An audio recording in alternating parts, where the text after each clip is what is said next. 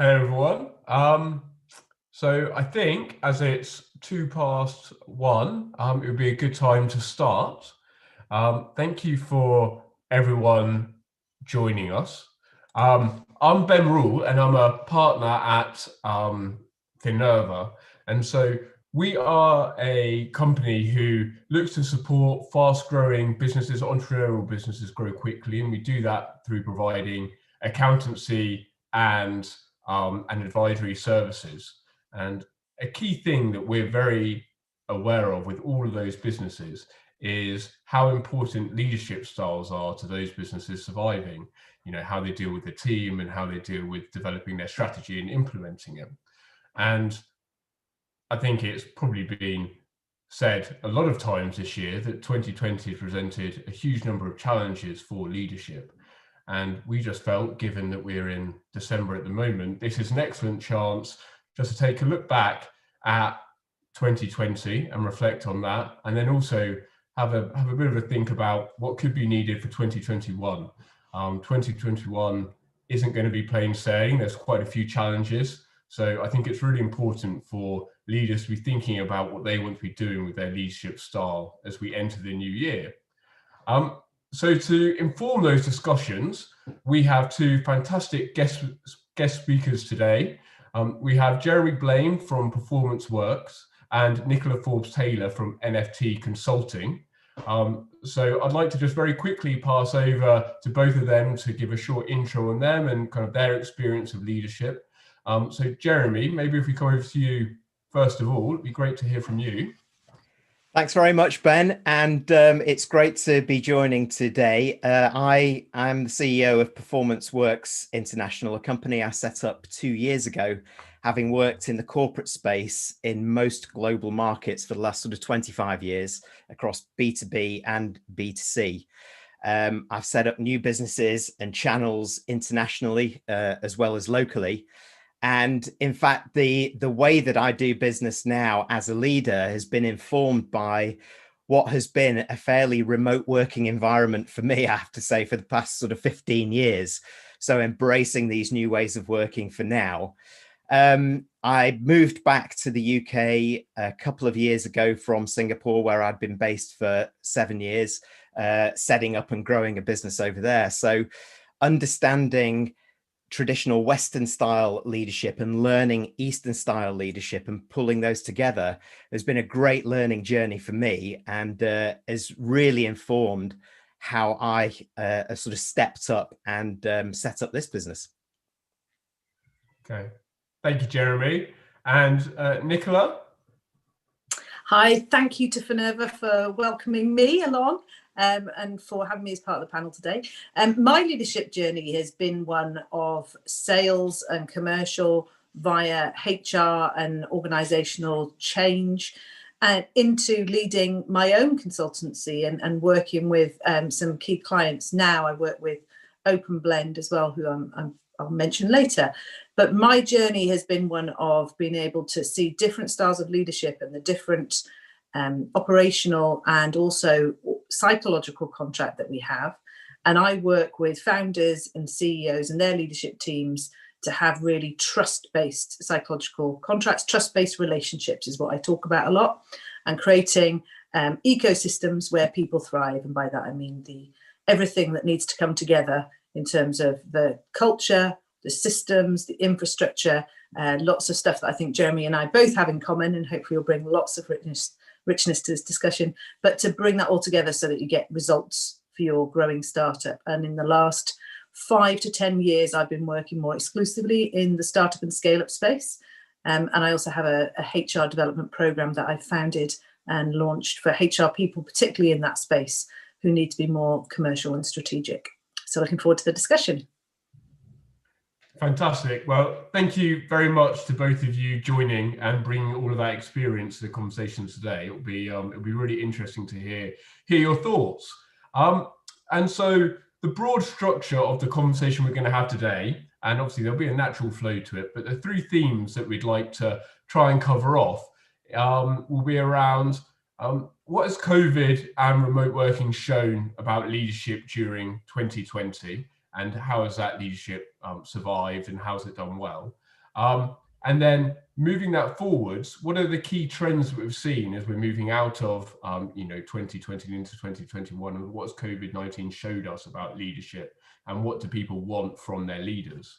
And then the final area would be really trying to bring all this together, and in terms of what are the actions that people should be trying to take forwards into 2021, and what should they be looking to try and do with their leadership styles. We'd like the conversation to be as interactive as possible, and so answer your questions as we go. The best way that you can do that is if everyone makes use of the Q&A box at the bottom of your Zoom screens, and then if you post questions as we go through the conversation today, we'll do our best to answer them as we go. Any that we don't get around to answering, we'll definitely follow up with afterwards. So with that sort of background and framework to our conversations, I think, Nicola, it would be great to hear from you and your views on how you've seen leadership this year, and have you, where have you seen it thrive, and where have you seen it perhaps not do so well? Yeah, thanks. So I think for me, there's been a lot of discussions with both clients and also people on my HR program, which is called the A-List London. What I do with them is I've got in each cohort, I have up to 10 organizations represented in their HR people, and then also have my clients from a coaching base and also from a consultancy basis. And what I've seen is a whole array of different responses. But the key theme that I think is useful perhaps for people joining us today as a lens is to think about what it's brought to the table. And the way I term this is organizational heritage. And so if you think of your heritage is what made you who you are today, that could be somebody, and I'm anthropomorphizing a business here, but that business could be 2 years, 3 years old. It could be 10, 15 years old. Everybody has a heritage, and it's what makes you who you are today. And if we think of that in terms of organizational heritage, I think what I have seen from my myriad of clients this year is that heritage has come to the fore, because what has brought us all to today has been magnified. And I talk about turning up the volume. So I think COVID turned up the volume on a lot of stuff for organizations, particularly things around trust, around results-driven leadership, around empowerment, around the skills that enable that to happen. And it's due to the organizational heritage that we bring to the table. And sometimes we haven't been very conscious of that. And so for any of you joining us, I'd encourage you to think about, if you've not asked yourself conscious questions, this is where some time with a coach, of course I'd say that as a coach, but some time with a coach can be really helpful to actually think consciously, what did we bring to 2020? And I think the end of the year is a great time. I'm so glad we're having this conversation to do that, because you can look at what strengths helped you through this year. And I know we're going to get into more of that. And some of the people I've spoken to, their strengths of actually how quickly they responded really helped, because they didn't wait for lockdown to go fully remote, for example. And also how they've supported their people from afar. So some people doing funds. So in one of the CPO forums I'm also part of, set up Dropbox, for example, has set up a fund of £250 per person where you can use it to make your work-life experience better. That could be buying games for your children to make them happier for while you're at home, as we were talking about just before we started this, when children are or part of it now, as they always were, but we viewed it differently, didn't we? But it could also be, equally be a desk chair or setting up your ergonomics. So there's been so many things that have responded well, but it's thinking about what is the heritage that you've brought to this table, because what I think we've started to think about, and what it's taught us a lot about, is about how we approach risk. And sometimes in startups, we can be so focused on, we're going to do this, we're going to smash it. We sometimes don't want to talk about the risk. The risk is always there, and the need for us to have a proactive plan about it, I think we've learned this year. And really thinking about that psychological contract that we have. I think it's really brought that up, that we can talk a bit more about in our later questions as well. I think the piece you were saying around, which I find really interesting, about creating that fund for employees when they're at home to enable them to work from home in an environment that's conducive for them. Because I think it's bringing out that human side of knowing everyone's got challenges at home, and so for leaders to remember that, you know, you're all people in this together, and there's actually slightly more personal issues that people have to deal with. But it also just creates an element of freedom and decentralizing some of these decisions, because you need things to happen quite quickly at the moment. So by doing that, you're empowering people, which I think works really well for teams. So I like that a lot. And I think it plays into this point that when in preparation for this, I was thinking, you know, one of the biggest things that I'm sure will come out further in our conversations about the change to our employee value proposition, because previously it was around the physical environment, particularly in the startup world. You have a really lovely, sexy office in central London, free lunch, or, you know, food on tap, and you have all these great events that happen around and in the office. That is completely thrown up in the air now. So many of my clients and people I'm in connection with are starting to review their leases and either downsizing or not growing at the same rate they were thinking of. And so they start to think, well, how do we actually, and this is why I keep coming back to the psychological contract.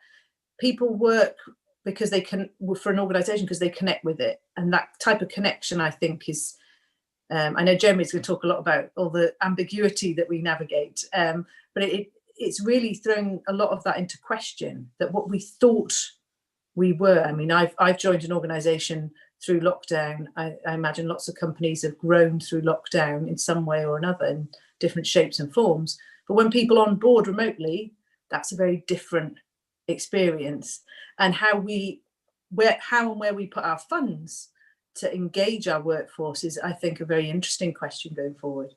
Yeah, no, definitely, I agree. And Jeremy, from your perspective, the companies you work with, have you seen instances of maybe leaders not doing so well, but also probably examples of them doing fantastically well, I'd imagine?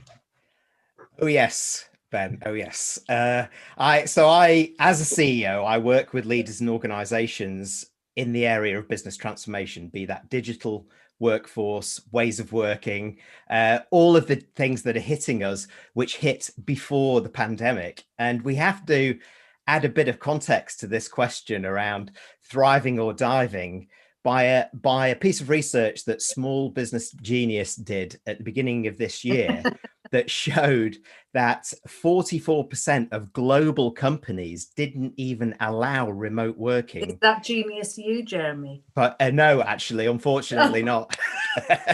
But thank you anyway. But the fact is that almost half of global companies, regardless of size, didn't allow any remote working.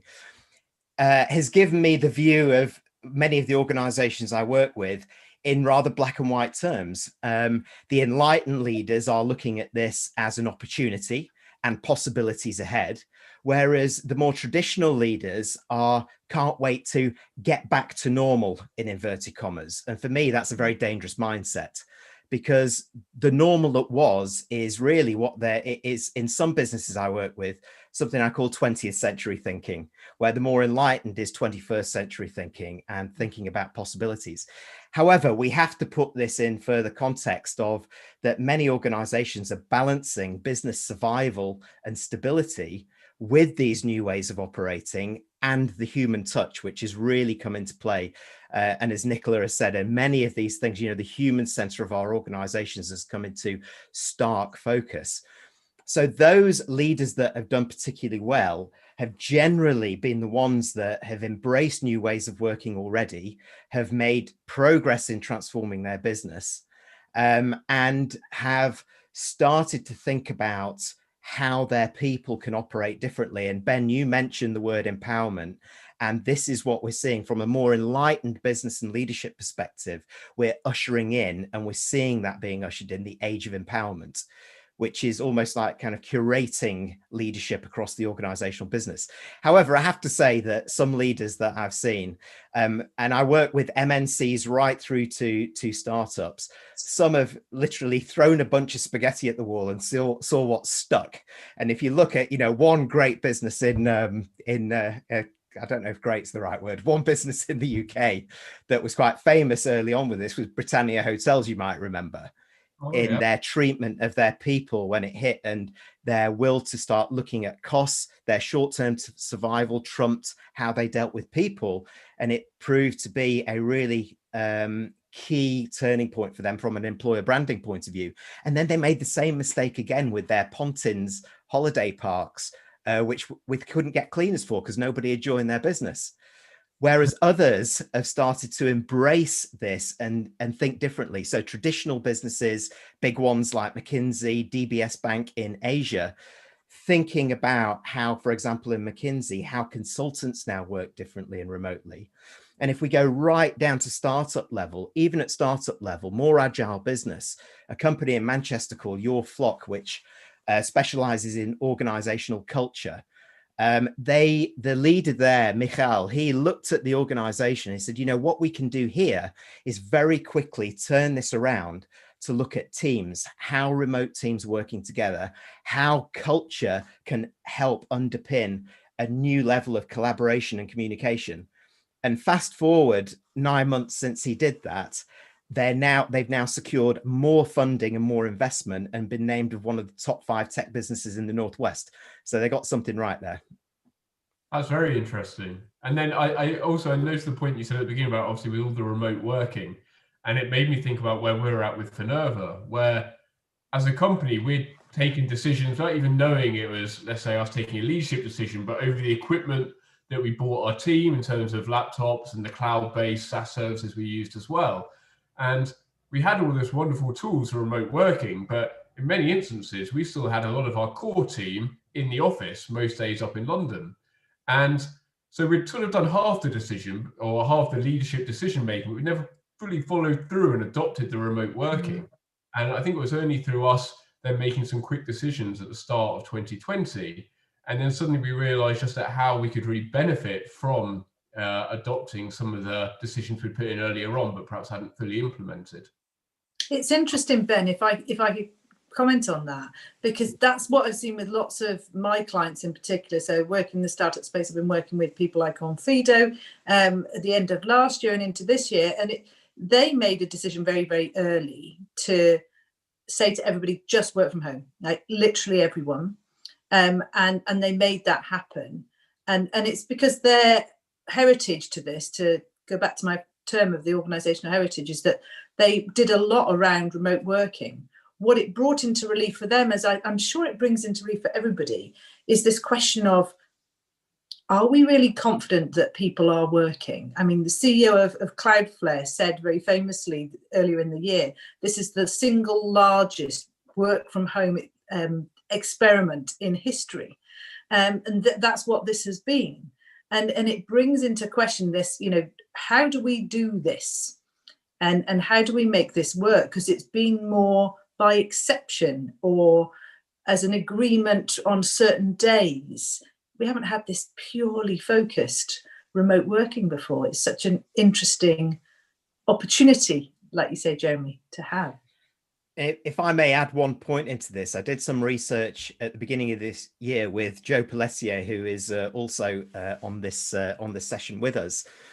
And that Ben, what you hit on there is a fundamental issue that those organizations that are still struggling actually couldn't come to terms with, which is the leadership and management of the organization first, then informing how the rest of the organization do. So the way that some leaders and some managers approach this was to try and replicate what happened in the office online, ways of working, what we did, etc. And what it drove was a huge amount of micromanagement, over diarizing, lots of meetings about nothing, meetings that lasted way too long, and very unproductive and unstructured working for them and the rest of the organization. And that has to be understood, because if the management are driving that type of role modeling within the organization, you just got to consider the impact on the people and how that feels when they're not even getting to the work that they need to do.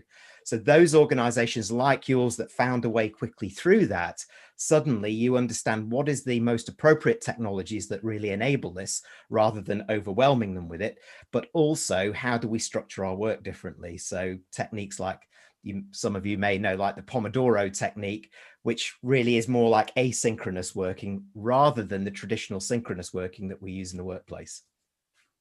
Yeah. And I think what you were touching on there probably leads us on quite nicely to the next section, which is around what are some of the emerging trends that we've seen. I guess they would have been there from 2019 as well, but definitely probably became more prominent as we came into this year.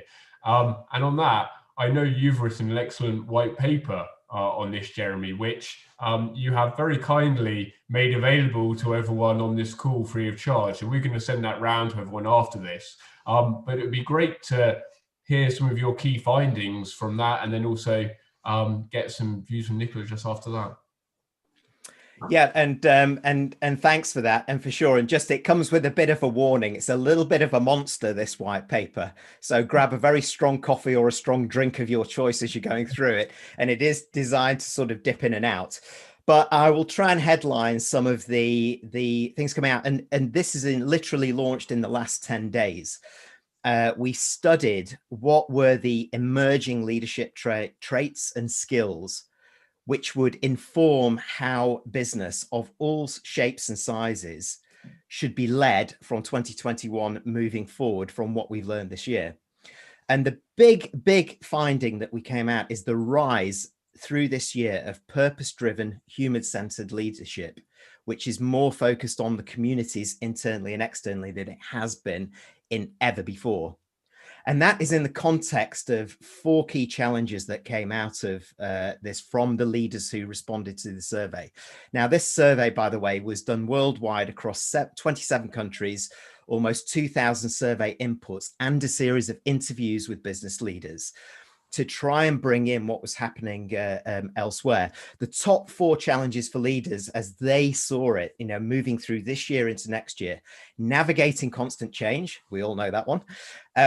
Adopting digital while maintaining the human touch. And that's a very important distinction to make, is that there is no, in the digital world, the human touch is more important than ever, I would argue. Attracting and retaining talent, and that comes with something extra. We talk a lot in business about digital transformation, but we don't often recognize the workforce transformation that is happening. And that workforce transformation means that in 2 years' time, 50% of your workforce will be made up of contingent workers, at least, not just permanent workers. So attracting and retaining talent has new meaning now, because it starts to look at permanent and independent workers, sort of looking at the gig economy, but also how we need to restructure organizations to work that way. And the fourth challenge was about balancing the needs of all of the stakeholders. So, of course, we went back to the leaders and we asked them then, how prepared do you feel to handle these challenges that are coming your way? 7 out of 10 of them said, oh, we're absolutely prepared and ready. But we also interviewed employees within this, and only 4 out of 10 employees agreed with that.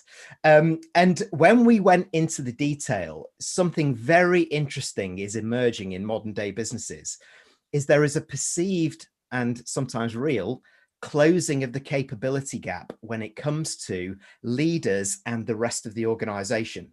It's almost a natural flattening of the workplace when you consider things like new business models, new business practices, use of digital, and how used you are to using digital and social.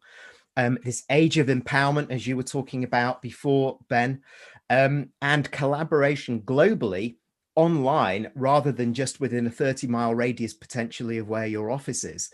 So with this, new people within the organization, people who are embracing this way of working, have closed the capability gap perception wise in terms of where their leadership are now. And Asia Pacific came out at the very top of this within the survey as far as making the most progress goes. And I have to say, unfortunately, at the bottom of the list, we had Africa, Middle East, and the UK. And the UK, when we went into that, of course, that has a Brexit element to it as well. There's a lot of uncertainty that came to it, but there's a big alarm call here for boardrooms in the UK, as well as leaders within the UK, about how businesses need to be orientated for tomorrow, today. So just a couple of very, very quick headlines from the three key areas that we looked at: human-centered leadership, community, and business. The top human-centered messaging around this was the rise and importance of empathy-driven leadership and demonstrating great emotional intelligence and actually showing the personality of the leaders. So this was articulated by some of the employees to say, we want leaders who walk the walk as well as talk the talk. Some said that some of our leaders need to go to the school of unlearning, which I really love. And they need to take, they need to have their eyes to the sky, yeah, but they really need to keep their feet on the ground and get close to the operational side of the business, because that's where it's really happening. And those getting it wrong are those that are not dealing with the pressures of multiple priorities and crises hitting their businesses at the moment. So do they have contingency in place at leadership level, themselves as individuals, the capability to manage it, manage stress and so on, but also around communication and the fact that they're not communicating when they're dealing with all of these pressures. From a human-centered perspective, one of the biggest needs coming out was much greater focus on diversity, equity, and inclusion. Again, this has been talked the talk, but not necessarily walk the walk. And this is a greater need when we consider that potentially our organizations now are staffed remotely, first of all, but also staffed globally. So our workers could be anywhere, not just near our offices, as we talked about. So the big skills that came out of there for leaders that would need to close are the digital skills, so that they can understand how this works, understanding how data can be part of the solution of moving forward for themselves as a business and their customers. But one of the biggest areas that leaders need to improve is strategy implementation. So strategy definition has been great, but implementing strategy and being agile and flexible with strategy, for example, through a year like this, and executing it has been a big gap. And this is where employees and the rest of the organization are stepping in. So really to bring all of that together, purpose-driven leaders who are motivated by factors that go beyond the bottom line are the ones best served to lead organizations tomorrow, according to this survey. Now, there's so much more in this, but I need to give you and Nicola a chance to kind of come in and bring your perspective into this. And please take a look at the white paper. Well, actually, I've got a question for you, which I think will lead into the last part, which will probably just be around bringing your personality to the table and the empathy side. So I'll touch on that in a second, but Nicola, from your perspective, what would you say are the emerging trends, from how you look at leadership styles? So I have two lenses which I would approach this with. One is looking at it from a founder, CEO, and leadership team point of view, and one is looking at it through a Hrm People Agenda lens. And looking at it from a leadership point of view, I think the challenge that I have seen in working with numerous startup founders and CEOs is that challenge of creating a congruent leadership team. Very personally, if I tell you a story with no names mentioned of any given startup that one might mention that I may have experienced, where you may have to recruit a CTO 3 times before you get a CTO that fits. And the downside of that, of when a CEO perhaps takes over and inherits, for example, a group of people who aren't joined together, who don't have trust, that destabilizes an organization. So in terms of dysfunctions of a team, as Lencioni referred to, we've got pretty much most of those covered, really, because we're not joined up. And that cannot be underestimated. So for startup founders and CEOs who are listening today, I say really look at investing in that leadership team. And the biggest thing for me that I talk to founders about, and I'd encourage you to think about, is intentionality of leadership. Where I see this work really disruptively, and you asked the question at the top of the session about where I've seen organizations thrive or dive.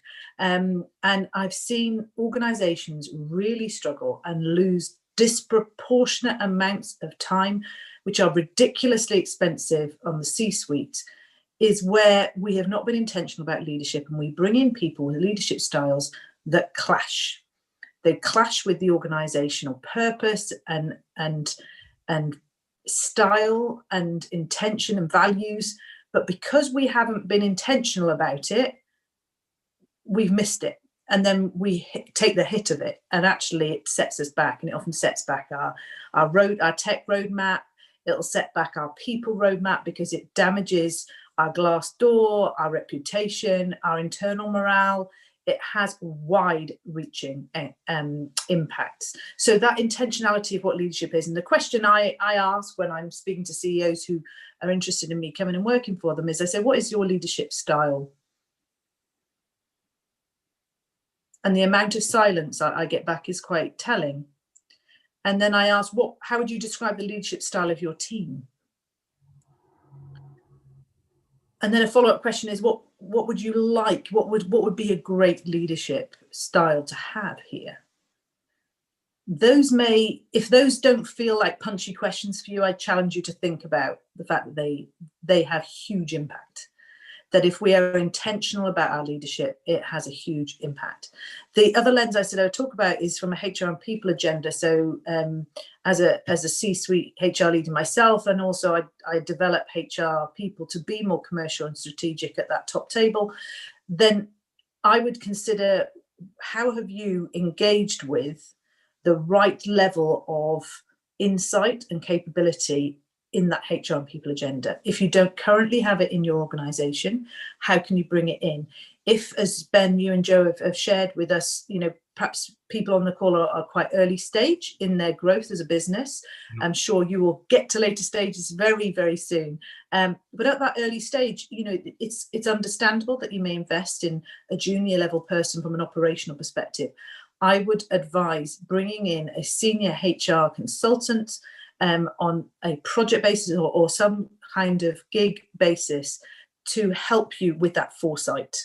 Again, being intentional about where you want to get to. If you don't set yourself up now, you will hit the roadblocks. And HR have been invaluable. I'm sure people who have an internal HR person have seen how much value they've added in managing risk and the operational need through this year.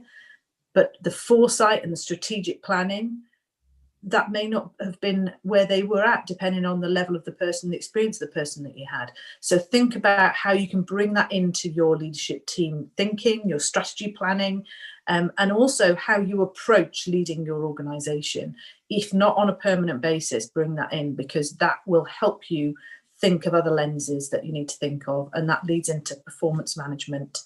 I would really echo the human-centered management. That's what I talk to people about, as I said at the start. Trust-based relationships. If you create trust, it's not about saying certain words or not saying certain words, or having certain meetings or not having certain meetings. If you establish trust with people, they will go a long way for you.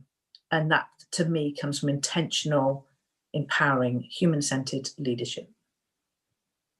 No, definitely. And I think for me, one of the bits we were talking there around being very intentional in your leadership styles, I know one of the bits that I want to try and do with our business, which I think lots of people do as we do remote working, is how do you train up new people who join a team? It's always been very easy before. You sit at a desk and you kind of work on something. And that's really important for, let's say, services businesses, where a lot of it is about accumulated skill over time. And so how do we impart that on new people in the team so that they also develop the way they want to? And it's going to be very different when you do it in this different way of working. So you need to, and the bit which you were talking about around when you ask leaders about what's their leadership style and what's their teams, I think it's all on this, you need to think about how do you want your leadership style to work in terms of recruitment and other areas. You actually need to stop and kind of really think about it rather than just, kind of rolling through the year. Yeah. And if I may come back on that, Ben, I think the reason it's thinking about, it's not just saying, like I've had people say, oh, servant leadership. What does that mean? And actually in practice, that's not what I see. I see people telling people what to do. I don't see, so being really granular in what that means and granular in what skills that means and equipping those skills. Because what I've seen in organizations is that we haven't equipped managers. And this is what HR people will tell you. I need budget if you want to develop managers here, we need to pay for it, because it doesn't happen on its own. And we can have great talent, but if we don't equip them with skills, it doesn't happen by magic.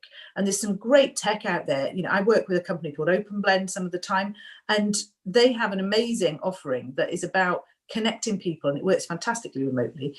But to your point, Ben, about this onboarding, what it does is help people connect by understanding each other's work-life elements. It's called OpenBlend because it's about work-life blend. And it helps you understand that at a very deep level, very soon on, to then say, how are you feeling about those areas of your life that are important to you right now? Where do you want to be? And how do we get you there? And then you can do so much else in the tool. But that for me is really powerful, to remotely be able to have a framework for a conversation, because leaders are often waiting or feeling uneasy about having a conversation without a framework and without the confidence of equipped skills. So we need to give them that. Yeah. Okay. And then just while you were talking there, Nicola, a little bit before, and I think it fits quite nicely with that before we go on to the final section as to what some of the actions are that people can maybe adopt. We had a question which popped through, which maybe Jeremy, I'll kind of just give to you very quickly first, but you'll both have views on this given you've worked with big and small companies. It was just around, what's the 2 or 3 most successful traits of a leader of a fast growing company compared to maybe a larger company? So what is it that works well for a leader in that fast growing company? Just 2 or 3 would be quite nice. The first thing that I would say, that it starts with mindset. So the mindset of a leader who has the attitude to embrace a new way of working, is challenging the norm around how their organization is structured, flattening the hierarchy to share and curate leadership across the organization, this age of empowerment that we can do to look at the rest of the organization and understand the talent that exists there, and the fact that that talent can be unleashed and can help with some of the challenges today. That's one. And when you've got that in place, the second one is moving from a mentality in some ways and actions of success and failure to one of trial and error. So allowing experimentation within the organization, either through creativity to drive innovation, new ways of working, new ways of thinking, new customer services and solutions, and so on. And that is in itself helping develop a new leadership operating system moving forward. Those 2 things are really key. And then the third that is emerging is the balancing act. The balancing act between the business needs, particularly that have come into sharp focus this year, the needs of the employees and stakeholders that we have, that we're all dealing with, the very human side of it, but also the community approach. And when I talk about community, I talk about not just the communities within which we operate and which we serve, but also the macro community, the planet that we're on, the climate, being part of the solution, not the problem. These are 3 key things that, if you like, at strategic level are emerging as must-dos, not nice to do. Okay, and I think they cut across actually probably small and large companies, don't they? In terms of they do. And then I would, sorry, Ben. I was going to say, Nicola, it'd be great to hear your thoughts as well. Yeah, I would add, particularly on the smaller organization, from what I see in growing very fast-paced startups, the difference is the ability to navigate ambiguity. I think that is also true in a large organization, but it has a unique context in a startup environment, that you have levels of ambiguity and risk that are very unique, and you need to be able to help other people feel comfortable with that. And you also need to lead in a context that is ever evolving and often shifting around you. And so all those things that you need to do to be able to keep that sense of keeping the train on the tracks, because you need to keep informed, you need to keep other people informed, all that stuff that you need to make that work of navigating ambiguity and helping other people navigate it is huge. And when I talk to my clients a lot at the smaller end, maybe sub 100 employees, and I'm saying when you're bringing in leaders, you need to explore their comfort with ambiguity and press them on it and discuss at detail, maybe give them a case study on it, because it's like everybody says, oh, I work at Pace. You know, where do you work? Police. You know, and police are a wonderful organisation, public sector. When you work in a fintech, small growing fintech, very different to public sector organisation, both very valid, both very important things to do, but very different. But everybody has their own sense of what theirs is. And if you just use words like, oh yes, I'm very good at Pace, well, describe what that means on a day-to-day basis. So that ambiguity, I've mentioned Pace. The second thing would be about delivering results at pace.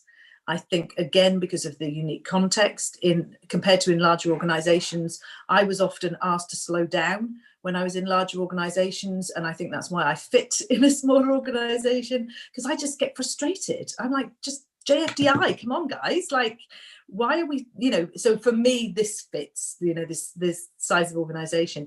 But you really need to be able to deliver results at pace, and with all the complexities that brings around. Yes, there'll be a million hurdles that you need to navigate. Yes, you're often delivering through perhaps an inexperienced team, but you still get to the deadline and you do it at pace and you make it happen. There's a lot behind that. And the third one I would talk about is creating psychological safety, and it kind of touches on both of those things. That I think in a small organization, there's, because of the ambiguity, because of the pace, and as Jeremy mentioned, because of the required innovation, there's so much happening so fast. And if you create a really strong sense of growth mindset, which, if you don't know Carol Dweck's work on growth mindset, the fundamental that I take from that is you're not there yet. The word yet is the most powerful thing ever. And the appetite for allowing people to fail and learn. In organizations, it's this intentionality again. We can say we do it, but do we? Or do we jump in? Well, I'll just finish that up now, because if I don't, it's going to fail. Well, how do we put some boundaries in place to allow a little bit of failure to learn? And I know some of you might go, what did she just say?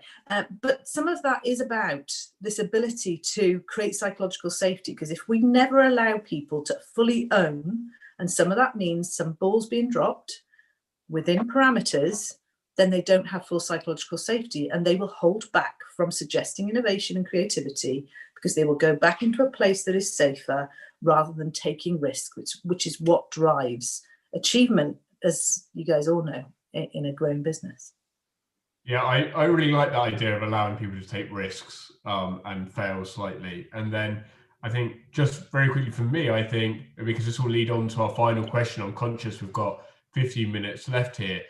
The one for me, working from big companies and now in a faster growing company, is the ability to know what you shouldn't be doing. So when I worked in large companies, I saw the top team there. You had an office assistant, you had an ops team, you had an HR team, you had a finance team. The structure was largely there. It doesn't change a huge amount. When you're doing a startup, you're the one who puts the desk together. You're the one who orders the Christmas presents. You're the one who probably looks into legal issues first and all these elements. And in the end, what that does is that distracts you from being the leader and being able to work out what your leadership style is and implementing your strategy and being directional. So for me, I think there's a key thing around being a leader, knowing when you need to not pass work off, but bring the structure in to take on those elements of work to allow you to be a leader, which you just don't have to think about in a large company so much. The structure is already there. And so for me, an action going into 2021 is making sure that we have the right structure to enable leaders to lead the team. And so what would be really nice, I think, probably to wrap up what we've all heard so far, is, Justin, Jerry, maybe if we come back to you on this one, what would you say the key actions are that you think people should be adopting? And I think it'd be quite interesting to hear from the fact you say about people need to be more people-centric and allowing their personality to come through. So what action could people take around that if maybe they're struggling and allowing themselves to come through? Well, it is interesting when I'm with some of the leaders who are struggling with this. What they're struggling with is not a business issue. They're struggling with a pride issue. They're struggling with their own sort of demons inside around how they can expose themselves for not knowing. And what I try to say to them is you've got to get comfortable in not knowing what you don't know, because you've got plenty of people in the organization and who you can build around you who can actually contribute to this. And this diversity of thinking is one of the key leadership actions that I would suggest should be encouraged for 2021 moving forward. At leadership level first, are we all thinking in the same way? Are we hiring people who are in our mold because they fit, we like them, we get on with them, but it is giving us this way forward only? Or are we now actually opening the blinkers and thinking, you know what, we really need to think differently about this? And if you have that approach, because that is really a mindset, first of all, to be able to do that and then execute it, then you start to see lots of different possibilities. And that's where many organizations this year have started seeing possibilities, from those that were stepping on the precipice at March thinking, I don't want to step over here into remote working. They've suddenly been forced. It's no accident, by the way, that COVID-19 has been the biggest accelerator of digital transformation since the iPhone in 2007. And people have suddenly stepped over this big gap and said, oh, actually, there are more possibilities than I thought, because when they're looking ahead, they're looking at things that could go wrong, everything like that. But what they're not doing and what they're not seeing are some of the possibilities. And some organizations have really managed to change what they're doing, you know, in the luxury space, particularly, which was very, very face-to-face. Some small and larger organizations in luxury have used really creative ways of using Zoom or Meet to bring their customers in, bring special guests from around the world, even celebrities, to help them sell. It's great. And they're not going to go back. So I think that's it. That mindset, that diversity of thinking is a really key thing, first of all. But what I would also say is look at building success while being forces for good. There is a groundswell, a rise of leaders, a new breed of leaders, particularly founders and entrepreneurs, who are seeing that they can contribute not just to the business that they're in, the country that they're in, but to society as a whole, making purpose part of core strategy. And that in itself then defines what strategy looks like, how it is executed. So many of you on here may have heard of certified B corporations.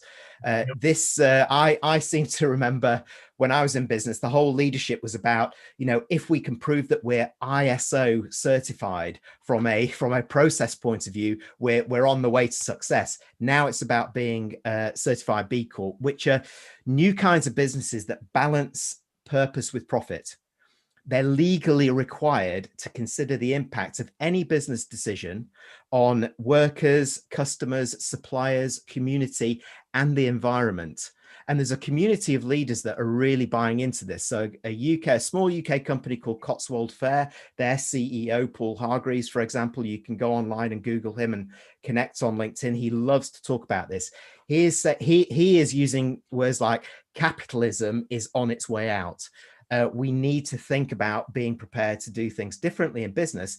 And we also need to do it for a very strong business reason, is because people are potential talent employees, whether they're permanent or gig workers, are looking to work in organizations that have these kind of credentials. Our customers will ask us what are our kind of credentials. We need to do this. So are we forces for good, or are we kind of old school, bottom line, purely focused on that, driving short-term profitability at the expense of other things? So these are the fundamental questions. And these are the fundamental questions for founders. Even you know, start and smart fintech companies like Mambu in the financial services space, is that I have a strong contact in there who says that actually it's a fintech and fast-moving organization populated by leaders who come from, in my words from before, 20th century thinking. They're populated at certain places in the organization, at sales and marketing, traditional thinkers, and it's slowing everything down. We're now moving past this fast first phase of growth, and we're struggling in getting to the second phase. We don't have this diversity of thought. We're not thinking like an agile new business. We're in danger of going backwards, not forwards. So again, I come back to that really ultimately as underpinning everything moving forward. Yeah, no, that will resonate a lot, especially the B Corp bit. We hear about B Corp quite a lot, and I think that goes into then, do people want to adopt that ethos into their leadership strategy? Because it has to come from the top. And then, Nicola, from your perspective, if you were to be chatting to a leader now before Christmas and kind of saying, right, the bits you need to really be focused on as you enter the next year, what would you say to them? So CEOs and also CPOs, chief people officers, I'm working with, I'm talking to them about, actually, a key bit of advice is make sure you review your year with your people. First of all, with your leadership team. Some granular thoughts here, really, but just to understand that organizational heritage from this year that's gone, because actually you'll have learned things about your business that you didn't know before. You'll know some amazing strengths, and in organizations, for example, when I've worked with Nutmeg through a crucial part of its transition from founder to CEO led, I worked with Martin Stead, the CEO. He and I rolled out a whole load of work around enabling that business to make that change and navigate that change towards success, with a huge investment from Goldman Sachs. So really, really successful transformation there, and continuing that success journey for them. A big thing about, whether for them, for all of us on this call, is understanding what do we take from this year. And it can sound really granular, but the power that Martin and I focused on in helping people celebrate their achievements builds resilience. What we're so often, and Martin and I talked a lot about, was what we're so often focused on as high achieving, committed, driven businesses with highly committed, driven talent is the next thing, the next thing, the next thing. What happens is burnout. And burnout is most prevalent amongst highly intelligent, committed employees, not your people who aren't very bought in. It's your top talent. So look at your top talent, because they are the ones who are going to burn out, and they're the ones you can least afford it to happen to. So this is a preventative, really, really powerful thing that sounds like such a small thing, but review with your leadership team and with your wider organization to say, what have we learned from this year? What's our organizational heritage? You can use a SWOT structure, whatever structure works for you. What do we take from this year, and what achievements and milestones, landmarks are we going to celebrate? And really, really bloody celebrate them, because we need that this year. We really, really need it. We need to celebrate wins. Secondly, we need to equip and invest in manager skill. So in terms of leadership actions, if there's one thing that should be number one in your budget this year when you're considering people, it's, okay, if you think about that heritage and you think, yeah, we've struggled this year because we realized we hadn't really equipped our people. We'd asked people who are very good salespeople to manage, very good programmers to manage, very good analysts to manage. Someone being an independent individual contributor doesn't make them a manager. Very, very different skills. And if we're intentional about what we want, we need to equip them and develop them to be that way. And also for their stress levels. It's a very stressful thing. I'm forever saying, I don't think any of us, I'm sure we'd agree, go to work thinking, I'm going to do a shit job today. And as a manager, we really don't say that. But often the reality of the experience that the employee and team member receives can be quite shit. And it's not because we want it to be, but it's maybe because we weren't equipped. And as a manager, we feel that tension, don't we? That pressure, that burden, that we're not being all we would like to be. And so if we equip our managers with that, they will feel so much more empowered and strong in their roles. And finally, invest in tools that support remote connection. I know I'm preaching to the choir with this group, but to everybody listening, I mentioned Open Blend is one tool to look at, but look at tools that enable your leaders to connect with their team members, to have very real conversations about their motivation, their well-being, and their drivers. And secondly, their performance. Focus on results, not inputs, outputs, not inputs. So look at tools. So I would say, understand what you're bringing from this year, celebrate your wins from it, equip your managers, and look at investing in tools to support this going forward. I'd say on that as well, investing in tools, I'd also say to all SMEs or fast-growing businesses, including our own one, and I need to do this as well, is maybe in lockdown and maybe in COVID, budgets got taken away for things, or held back in terms of development, personal development. I'd say many leaders need mentoring. They don't know everything, and sometimes they need an outside voice to kind of remind them as to what best practice and remind them what they should be doing. And so making time and budget available for them and for their team for mentoring is a very good way for people to realign their thoughts. And that's something which I think I need to do, just to give myself that space. It's such a pressure cooker that I probably haven't really given myself time or budget to do it. Just to very quickly wrap up, we've only got 3 minutes left, but I did have a really interesting question that popped up that I think could be a nice way just to summarize and close out. And so probably I'll give each of you, if possible, maybe just 30 seconds, a minute to answer this, if possible. So the question was, and I do like it a lot, do you think the quality of leaders to look up to in the UK, either politics, sports, or business, has improved or deteriorated over the last 10 or 20 years? So Jeremy, maybe if I give that as your final thought, your closing thought, just as to your view on leadership generally in the UK. Wow, that's a question, isn't it? Well, for me, talking as a business leader as well, I'll answer that by saying how shocked I was at the end of 2018, 2019, of stepping back into the UK, having left in 2011 and living and working in Asia as a business leader in a fast moving part of the world, coming back here and feeling that nothing had changed. I felt that the people that I had been talking to from a networking perspective at leadership level were the same leaders that are there with the same points of view. There weren't enough of the new breed of leaders who were stepping up outside of their businesses, I'm talking about here, into big organizations, as industry voices, as government voices. I just didn't see enough of that. It's only when I got a little bit more operational and got back on the streets in the UK and started meeting some of the smart new leaders that I found that there was a lot of hope there at ground roots. And I would say that this needs to be flipped. I would say that our new breed of leaders needs to step up at government and association industry level and be a very, very loud voice for what happens in this country moving forward from 2021 onwards. I think, you know, a really good case in point is how ineffective some traditional organizations, I'm not going to name names on this, have been at influencing the government in terms of Brexit and in terms of trade and what happens with trade negotiation post-Brexit. I mean, oven-ready Brexit was an absolute nonsense.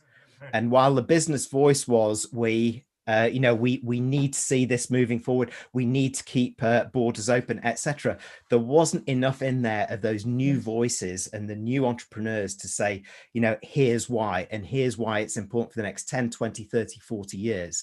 So that's the opportunity as far as I see it. And that gave me a unique perspective in.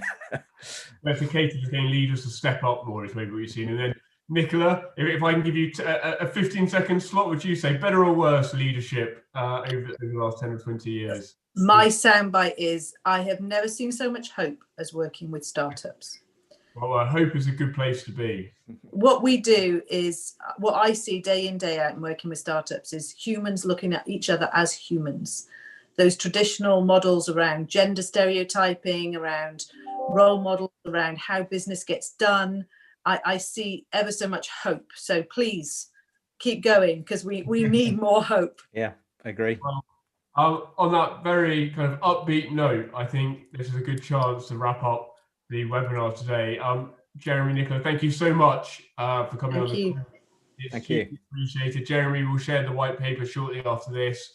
And yeah, please, everyone enjoy their weekends. And thank you very much.